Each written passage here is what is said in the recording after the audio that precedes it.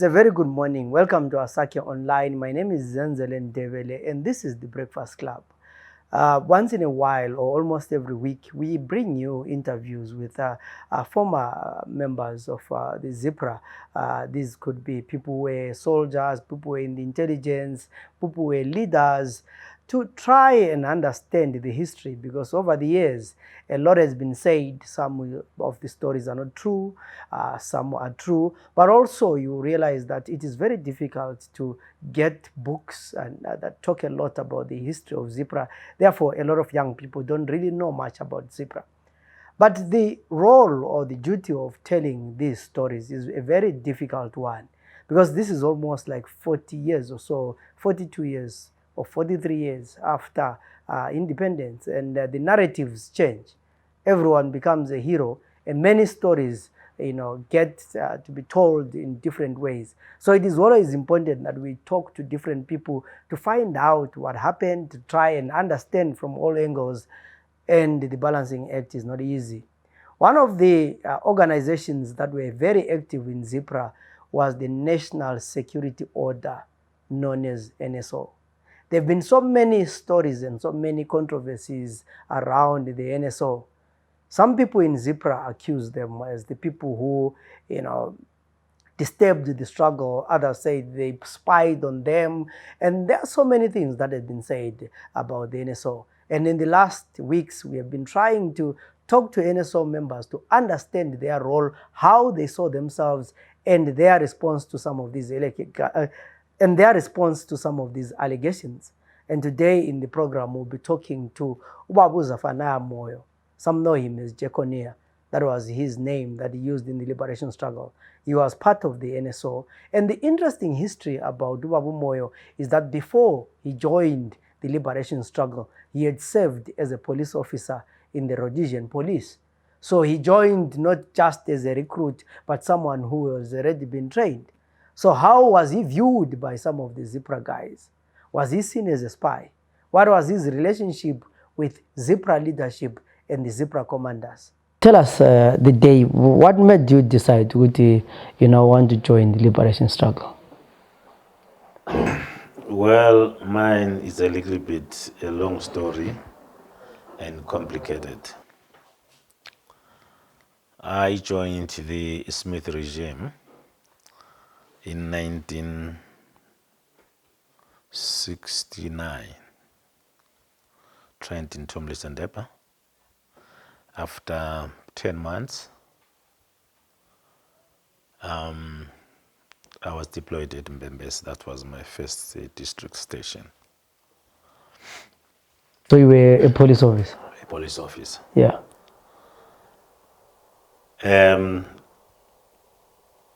Prior to my going into the police, I was in the ZAPU youth in Kezi. And I was doing my upper primaries at Kohol number 2. It happened one day, we organized by the party leadership in Mashumba line.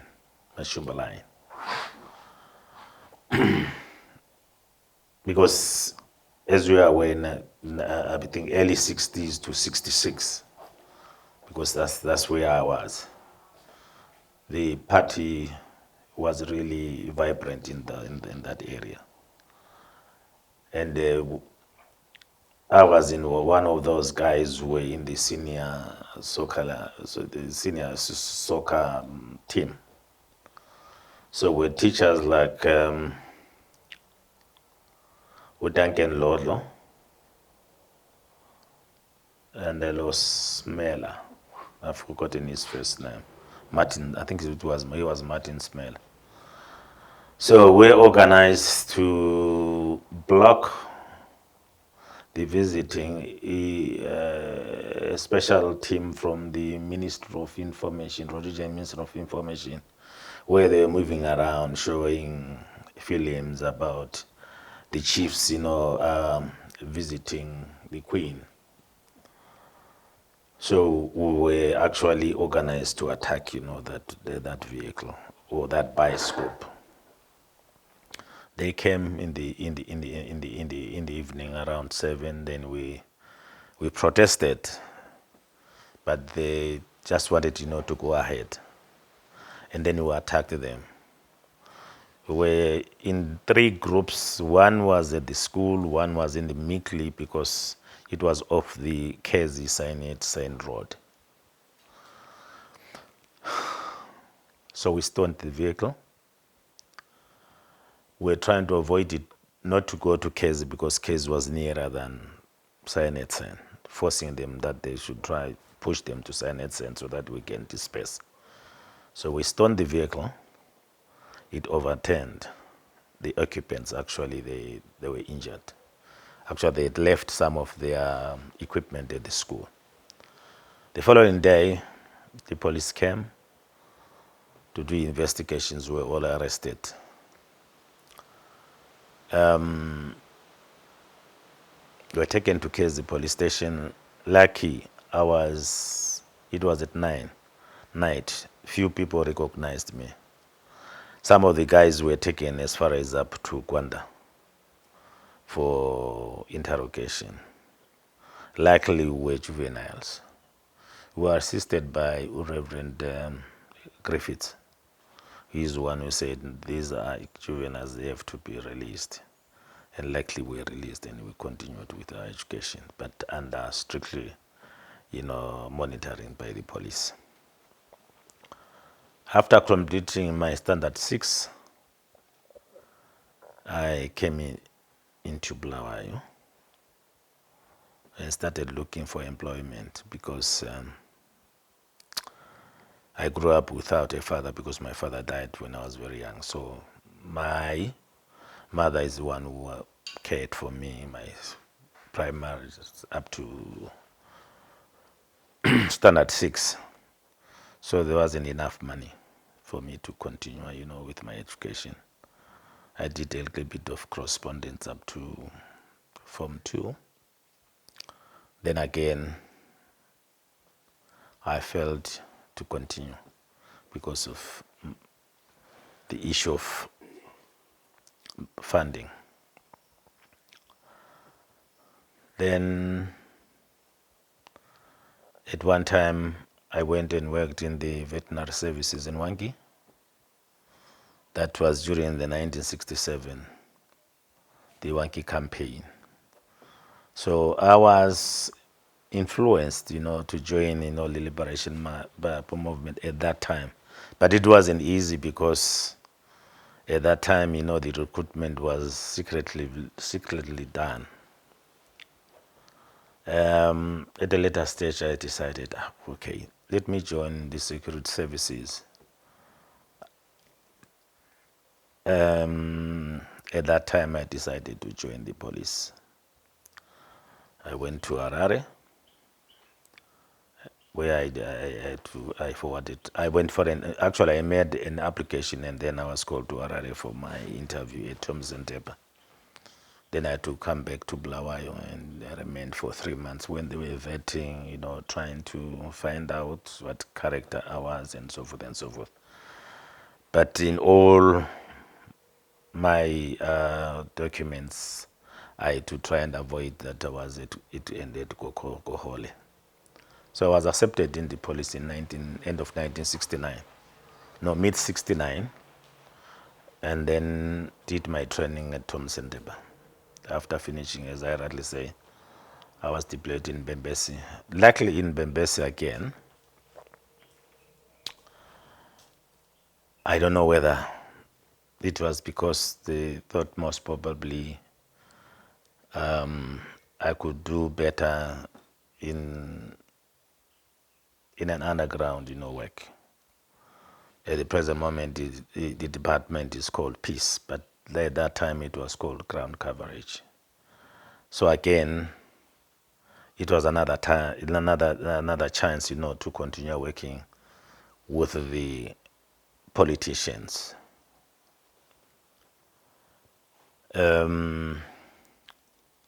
Both in Bembesi and Tabazinduna. I remained in Bembesi for quite some time, but I was still in uniform. But most of the time I was in plain clothes because I was doing ground coverage.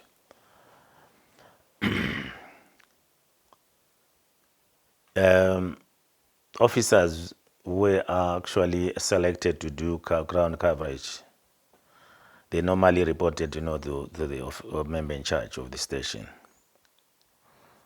Even if at least there was a black senior officer, we were not allowed to report whatever we're doing. And all the information was actually sent, to special branch in Blawayo, because at that time there were very few officers, CID and special branch in the rural areas. Mind you, at that time, the officer commanding of the region, both Matabele South, Matabele North, was Blawayo. So it was under Matabele. I remained at Mbebesi for at least about 3 years. Then I decided to make an application to join the CID. From CID, I was accepted. I came into Blawayo, and I was stationed at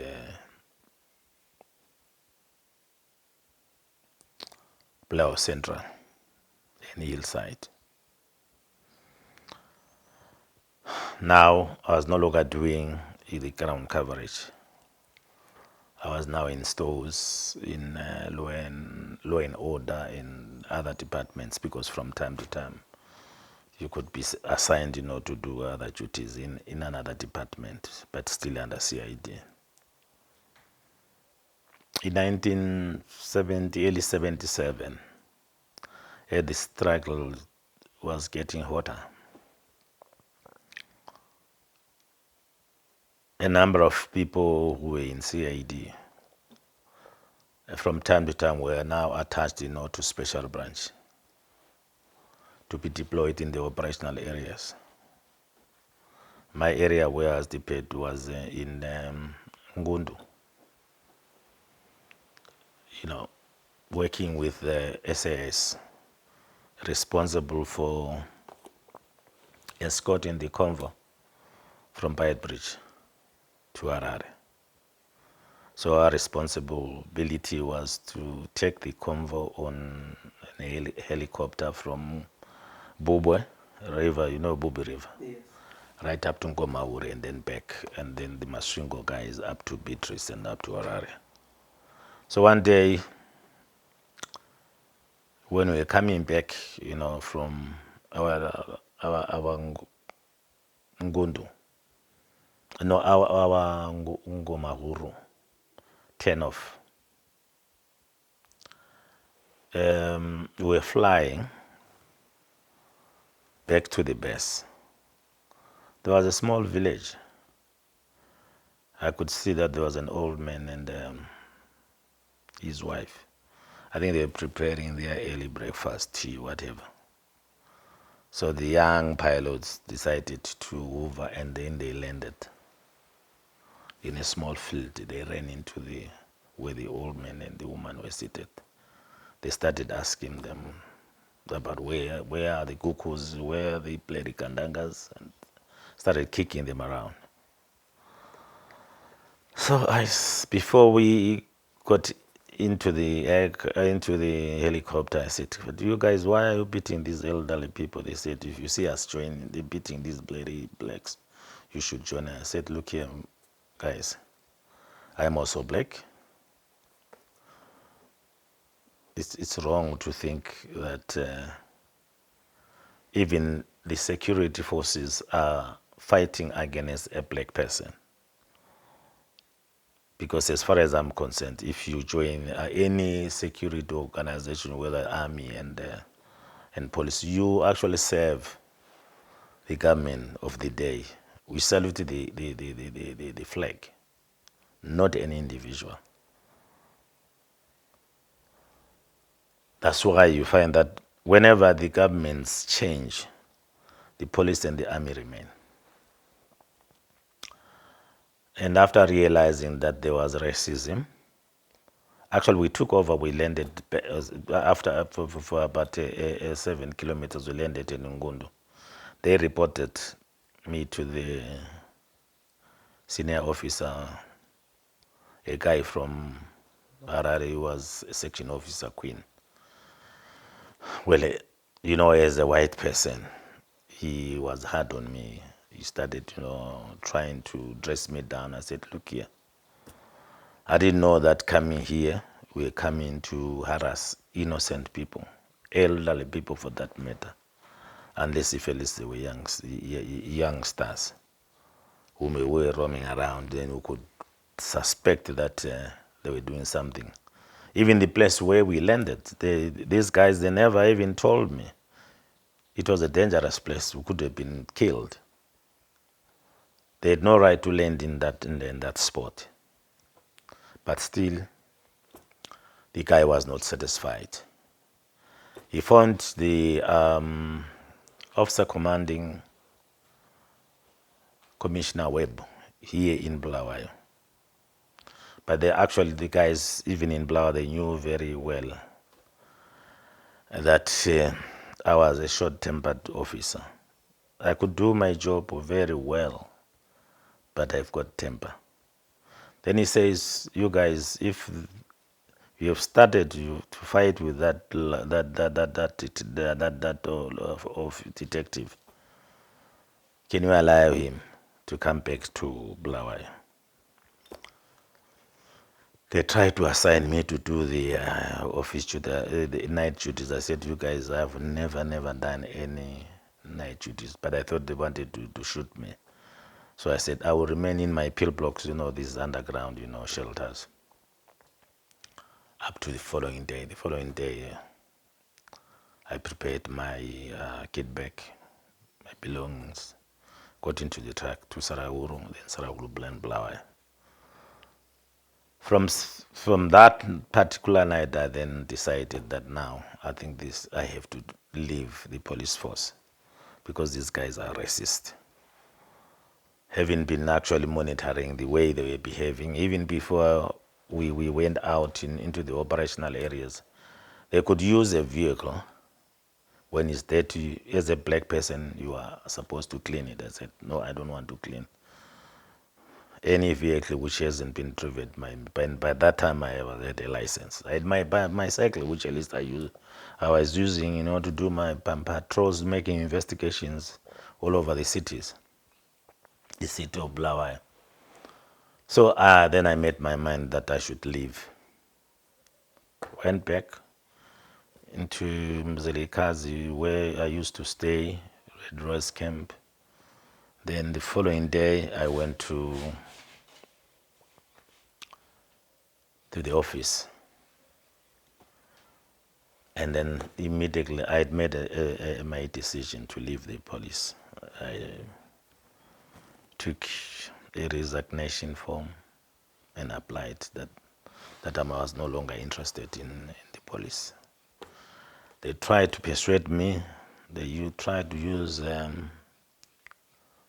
people like Zephania Moyo, who was one of our seniors, because at that time, all blacks were non-commissioned officers. The highest rank was a sergeant major, which at least was an NCO, non-commissioned, both in the army and in the police. They tried to persuade me. I said, no, I'm no longer interested. I'm leaving. The first attempt, they tore my application. I said, look here, gentlemen. No one actually recruited me to join the police force. I've made up a decision to leave.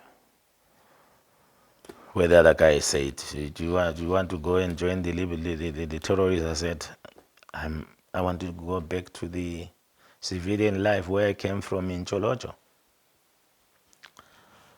They tried to use even the KK colonel to persuade me to remain. I said, no, I'm not interested. I said, the day I have indicated that I'll be out of this place, if I don't report on duty, that means you will find me in Cholocho at home. Then they accepted my application. That was early 77. And then resigned. From there, I started trying to think about how to get in touch with the people who were responsible for recruiting the cadres to join Liberation Struggle. It wasn't easy, especially when we were in Bulawayo. And I was restricted not to go into the rural area, but I remained in Bulawayo. So one day I decided that I should make an attempt, to join the struggle through Botswana. I got into the train, went past, Francistown, because I wasn't sure of what to do. Went up to Palape. When the other train was coming from Gaborone to Bulawayo, I decided to return to Bulawayo. After 3 weeks, again, that was a final decision which I made. Well, I knew as a security person, I was very clear, having trained in the police for 6 months and did all the intelligence, trainings and so forth, that for me, it was a risk even joining the liberation struggle because I was going to be suspected to be a spy. But I said, okay, I've decided to leave. Then the next move I thought I could do is to just get into the plane, into the train up to Gaborone. Immediately after dropping from the train, I went straight to the police charge office at Francistown and reported myself that I'm an ex-BSAP. I want to join the liberation struggle. So the police officers, they got worried, the Botswana, because it was after some, numerous activities by the Rhodesian officers kidnapping people, bringing them into Zimbabwe. So immediately I was detained. I didn't know why I was detained, but they actually said, okay, we'll detain you because tomorrow we'll ask the people responsible for the recruitment to come and talk to you. I said, okay. They detained me.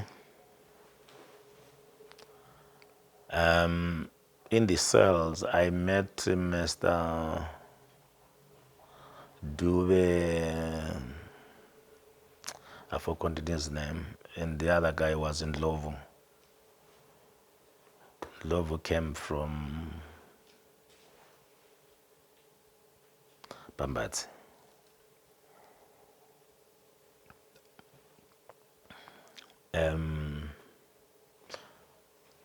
I spent the night there. The following day, the 2 senior ZIPRA senior officers came. One of them was my son Love, and Makepes, I can't remember whether the one was called Chuma. I was taken to about 15 kilometers north of Francistown. I think if you go through Francistown on your left side, you could see some boosters, signals. Yeah. There was a special branch, office there. That's where I was taken. Actually, I spent the whole day. They were interrogating me, but they were really tough, but they never actually harassed me or beat me. And I was taken back to the cells. The following day, I spent the night in the cells. The following day again, they came and they took me into an office. The interrogation continued. I'm not sure whether they did communicate with the director of intelligence in ZAPU, Comrade Dabengwa, because Comrade Dabengwa was in my file at Mbembesi, or he was in the Mbembesi file, Mbembesi police file. I knew him, all the details about him. There was a lot of information about him, the relatives and whatnot. His father, that they bought a farm in Kwatemba. So I think they contacted Dabenga. Then Dabenga said, "We would like to see this man." So the third day, I was blindfolded, put on a truck, and taken to the airport in Francistown. And then with others, we boarded, this Red Cross plane, which was taking refugees from Francistown to